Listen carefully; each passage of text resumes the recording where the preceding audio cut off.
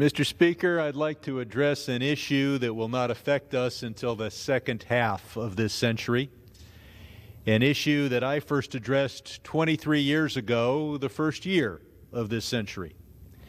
It is the issue of engineered intelligence, the race that the engineers don't know that they're in, a race between the bioengineers and DNA and the computer engineers and artificial intelligence, AI, to create a new level of intelligence on this planet, in effect, to develop our successor species. AI will have dramatic effects in the short term. It will have benefits because it is a powerful tool. It will be used by evil men and women because it is a powerful tool. They will use it to accomplish their goals, and sometimes they will make mistakes. They will invade privacy. They will deny loans to people who should get them for wrongful reasons. But these are issues that we have faced in the last 100 years, where this or that technology has invaded our privacy or discriminated against people in this or that financial transaction. My focus is the second half of this century, when we will face issues far beyond that.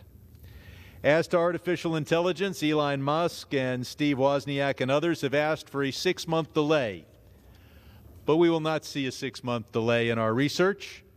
And frankly, a 6-month delay wouldn't accomplish much, because the issues surrounding AI are intractable, and we have squandered at least the last 23 years in failing to deal with them. Another 6 months will do us little good. I want to commend the Speaker of the House of Representatives, and I don't commend Kevin McCarthy all that often, for bringing the entire House together 2 days ago to focus on the artificial intelligence issue and to hear from Professors Torralba and Madry of MIT. The professors showed us that AI clearly has met the Turing test. The Turing test was set forward by Professor Turing many, many decades ago. Professor Turing was in the was the subject of the imitation game, one of the most brilliant computer professors we have ever had, or that the Western world has ever had. And that test was that you would have a text chat with a computer and not be able to tell whether you were talking to a human or to a computer, and at that point, computers would have reached human levels of intelligence. Well, we've clearly got to that level. We call it ChatGPT. The chat is right in the name. But today's computers cheat on the Turing test. It's no longer a valid test, because today's computers have something Professor Turing from the 1940s and 1950s could not have imagined, and that is the Internet. And they're able to mimic a human response just by looking at every other human response to a similar statement or question by looking at the entire Internet. As the MIT professors pointed out, it's kind of like a parrot, able to say something that under some circumstances might be the right response without understanding the words. But AI will not, therefore, probably be intelligent the way I would view it for decades. We will need a new test, not the Turing test. But for now, AI is a tool. It is a great tool, as was writing and fire and jet travel and the Internet. And we will be able to deal with that tool. But the second half of this century will see an AI that is intelligent, that has, or might very well see this. It may very well be self-aware, aware that it exists and that it exists on a planet that can be affected by things outside of its own existence. An AI may have volition, will, and it may have ambition, the desire to survive, perhaps the desire to propagate, and in any case, a desire to affect the world so as to achieve its own survival. AI is a powerful tool. China's not going to stop developing it for the next 6 months. American corporations see big profits. They're not going to stop developing it. And the private sector isn't going to spend much of its money making sure that AI is trustworthy. They're going to try to make sure that AI is profitable. So we need to be concerned about an AI that is self-aware and ambitious. Such a AI will have risks that are beyond the apocalypse to the human race. Therefore, I propose that 10% of all the money we spend on AI research be used to prevent and monitor for self-awareness, volition, and ambition. And perhaps also to monitor for AI's awareness that we are monitoring it for those purposes.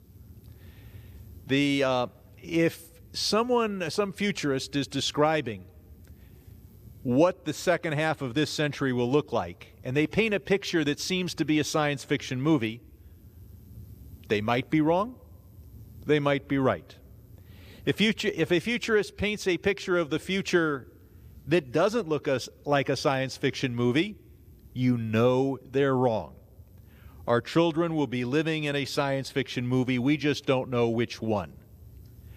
Let us not build Skynet. If you remember the Terminator movies, you'll remember that Skynet destroyed most of the human race just seconds before it thought correctly that it was going to be unplugged. Terminator was a great movie to watch, a terrible movie to live in, and I don't know if we can count on Sarah Connor. There are two advantages that the human race has in preventing self-aware and ambitious AI. First, we're designing the AI, and we may understand what we're doing while we're doing it.